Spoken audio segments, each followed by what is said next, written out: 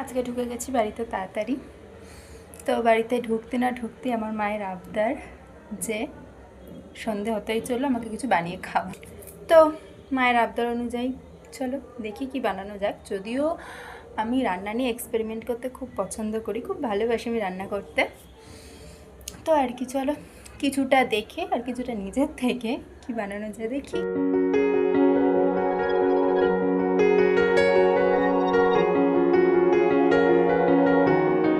এই রেসিপিটা বানানোর জন্য আমাদের প্রথমে 1 কাপ সুজি গ্রাইন্ড করে নিয়ে তার মধ্যে ময়দা, একটা ডিম আর কিছু মশলা নিজেদের পছন্দ মতো মিশিয়ে একটা স্মুথ ব্যাটার তৈরি করে নিতে হবে, ঠিক এই রকম। এরপর একটা কড়াইতে 2টো শুকনো লঙ্কা আর কয়েক কোয়া রসুন ভেজে নিয়ে ওই একই তেলের মধ্যে একটা পেঁয়াজ ভাজতে ভাজতে যে লঙ্কা আর রসুনটা ভেজে রেখেছিলাম ওটা একটু নুন দিয়ে হালকা করে মেখে রাখতে হবে। এরপর আগে থেকে সেদ্ধ করে রাখা আলু আর সয়াবিনকে একসাথে একটু ম্যাশ করে নিয়ে ওই ভাজা পেঁয়াজের মধ্যে একসাথে মিশিয়ে নিতে হবে।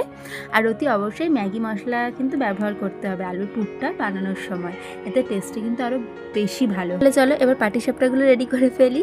ঠিক যেভাবে গোলা রুটি বানায় ওই একই প্রসেসেই তৈরি করতে হবে। আর তার মধ্যে একটা ডিম ফেটিয়ে এরকম চামচে চামচে করে পুরো পাটিসাপটার ওপরটায় ছড়িয়ে দিতে হবে। এবার অল্প একটু বাটার ওই একই পিঠে একটু ব্রাশ করে নিয়ে উল্টে দিতে হবে। আগে থেকে যে আলুর পুরটা রেডি করে রেখেছিলাম এবারে ওইটাই ঠিক যেমনভাবে পাটিসাপটায় নারকেলের পুর ভরা হয় ওইভাবে কিন্তু পুরটা ভরতে হবে এখানেও। তো তারপরে আর কি পাটিসাপটার মতোই ফোল্ড করে দাও। এরপর দুপিঠ খুব ভালোভাবে উল্টো পাল্টে সেঁকে নিলেই তৈরি আমাদের অন্যরকম স্টাইলের একটা পাটিসাপটা। এই রেসিপিটা কিন্তু ভীষণই হেলদি। পাটিসাপটা যেমন নারকেলের পুরটা ভরা থাকে, অনেকের নারকেলটায় অ্যাসিডিটির প্রবলেম হতে পারে, তো এটাতে ময়দার জায়গায় আটাও ব্যবহার করা যায়। তার উপর সয়াবিনের পুর আছে, ওটাতে আরও বেশি প্রোটিন। তো চলো এবার দেখা যাক মা কি বলে খেয়ে। যাক, মায়ের জন্য আবারও একবার তেল ছাড়া একটা নতুনত্ব আইটেম ট্রাই করলাম।